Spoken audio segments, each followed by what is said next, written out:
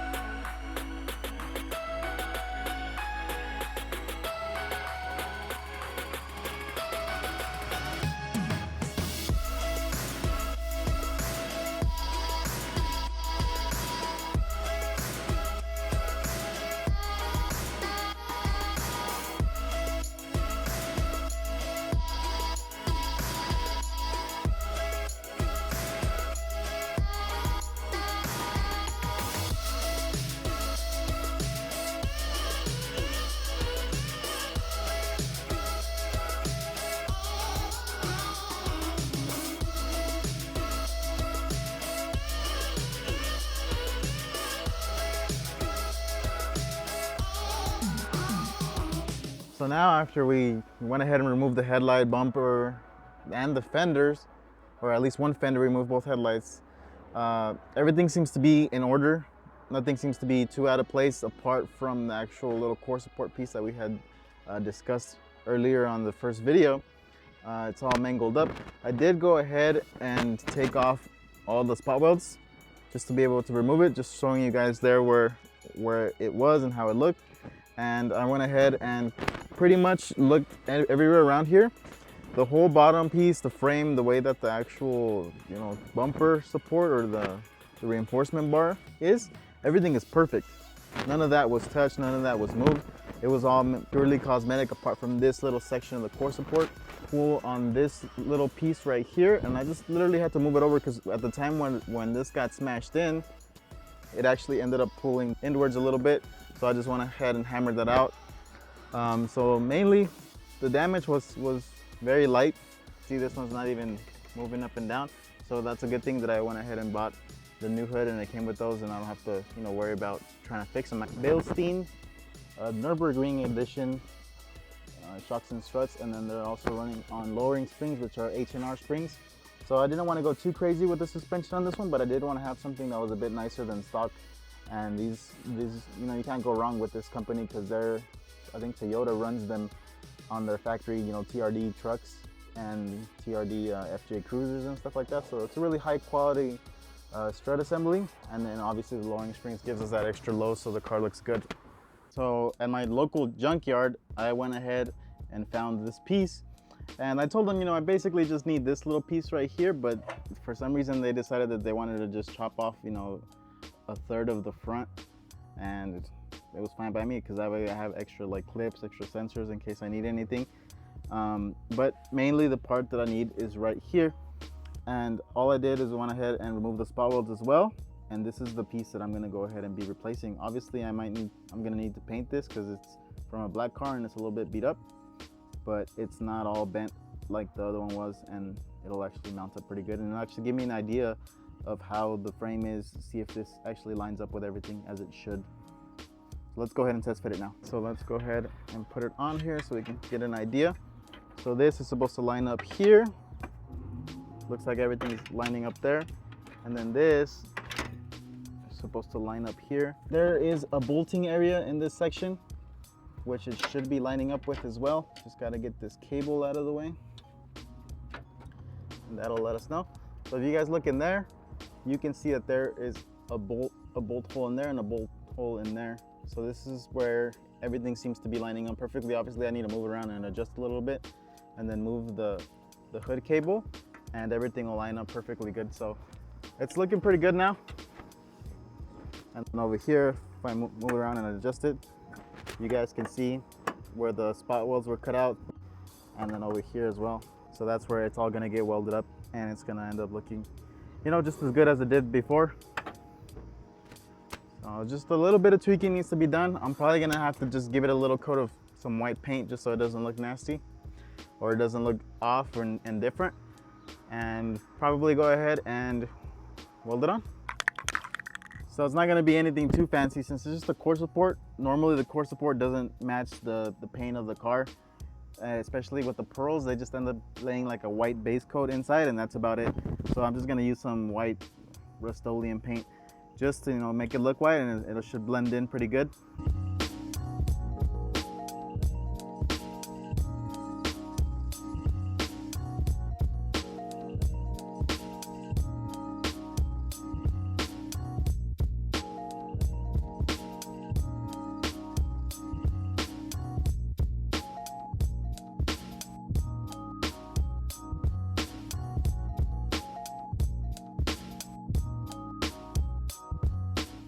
They do look really, really good. So let me go ahead and peel off this plastic for you guys. Look at that. Has a little clear, you know, amber turn signal. Actually, it's not even amber, it's just a clear. You can just put the amber bulbs in there and it'll still look like a turn signal. And then we have the area where our HID is gonna be, and then our high beams. And they just look so good. And they're even, like, you know, they have all the mounting points. So this is where you put in your HID, you know, your ballast, and all the mounting points in the back, and everything is just like, it's perfect. It's worked really well. Yeah, they're a bit cheaper. They're not like fancy original ones. In fact, I still have my original Alteza JDM headlights. They just don't really fit, and I prefer the black housing, to be honest. So that's why I went with these. And I used to get a lot of compliments in my black car because of the headlights, because people had never seen them before and they just looked really good, and they thought I took them apart to paint them, but nope. I just went ahead and ordered these, and you know, they're not gonna be all hazy. They're nice and clear, and the headlights really make or break the car, because you can have a newish car, and if your headlights are foggy or like yellowing, it just makes your car look old. So as soon as you have newer headlights, it just completely transforms the look and adds a little bit of you know, perception to where they think that the car is newer. They thought my IS was really new just because of the way it looked. So really excited to put these on once we get everything going. So here goes the original hood of the car. That's something that I didn't get to show you guys in the first video. So you can see this is where the headlight actually broke, whereas like the grill area, everything seems to be fine in that respect. You can see kind of where it got just smashed in by the truck that actually like backed up into it, and pretty much the hood is not repairable. So I ended up buying another one, and this is the one that I bought. You can see it's almost perfect. Obviously the hood is faded, but the only dent it has is like right here, and that's something that I can easily pull out in bodywork. So for $100 that I spent on the hood, I think it's worth it for me, because I haven't been able to find any, at least in my area, that are cheap. I was looking at buying them new from the dealer or even Chinese remakes, and they're pretty expensive. So I figured I'd just go this route, and fixing something like that isn't really going to cost me money, it's just gonna be a little bit more time.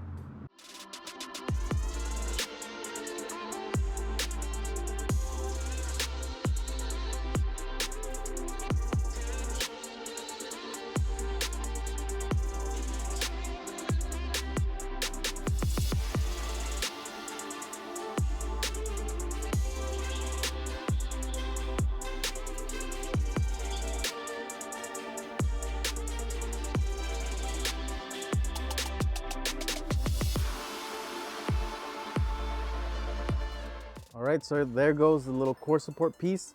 Luckily, I was actually able to find one. That's probably one of the hardest things to find, used at least. And it's on there. I know it looks a little bit more white than the actual, you know, underneath the engine bay. That's just because the engine bay has been dirty for years. The car is a 2003, so everything has just been from dirt kind of getting on it. So as soon as, you know, we drive it around a bit, after a while, the actual white will probably fade into like the rest of the color of the core support. So that's not really a big issue. Plus, it's not really something that you see on the outside. The actual hood, bumper, and fender are all gonna get painted with actual like paint matched pearl. So to me, normally the core supports, they don't really require that much, you know, paint matching. So it looks good. Everything bolts in this little area here, so we don't need to worry about that. And then as far as the back side, I can go ahead and weld it. For now, I just went ahead and just put 2 self-tappers on there just to hold it in place, because it's not really a structural, you know, piece. It's not really holding the car together or anything like that, because you have the actual frame right here, and then it goes back and then it connects with the strut tower. So that's like the main rigidity of the car. So this is not gonna something that's gonna be compromising that sort of strength. I am gonna weld it, but just for now, just in case, you know, you guys are doing something like this, just know that you can self-tap it and just kind of bolt it down where the spot welds were at, or besides the spot welds, and it's gonna hold up just as good. It's gonna, you know, hold the fender, it's gonna hold your headlight, and there are not gonna be any issues.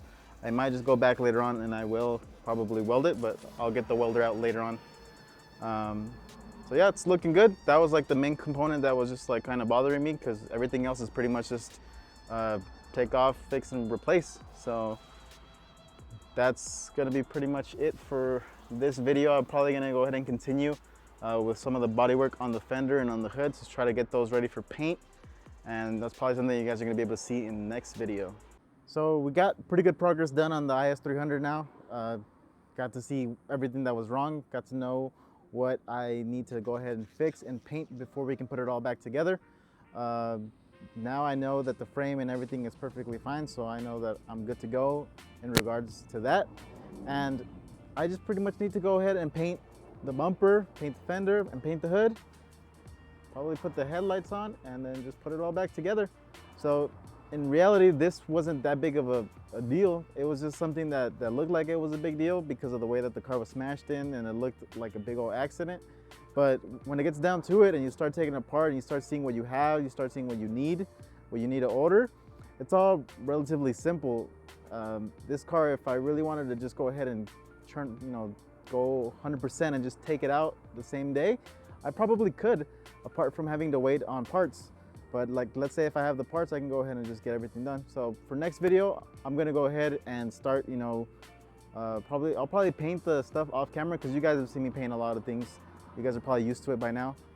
So hopefully by then we'll have all that stuff painted, ready to put on the car, and you guys will get to see firsthand how it is putting back an IS300 together, because it's not easy.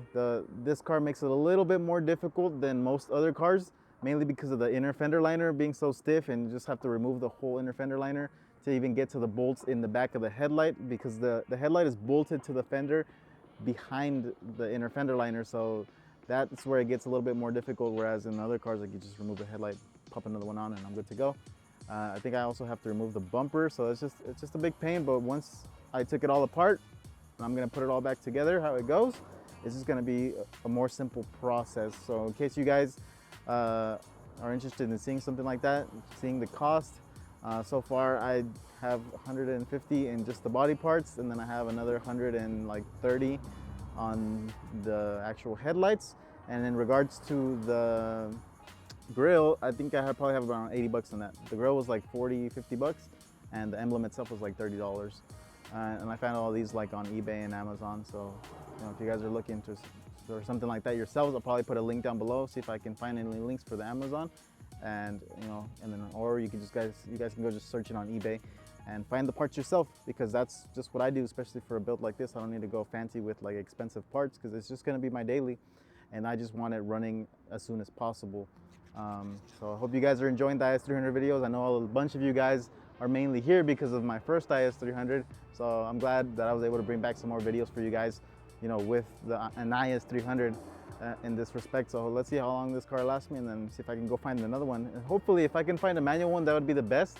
But I think like 90% of these are automatic, and probably like a 10% manual. And if you find a manual, they're asking like $7,000 for one, and even if it's got like 140,000 miles, it could have almost 200,000 miles, and they'll still be asking like $6,000 for it. Whereas these ones, I can get them for a good deal. So that's why I just go with automatic. So thank you so much for watching the video, guys. Hope you guys enjoyed. Make sure you subscribe and hit that bell icon. And as always, you guys have a great day.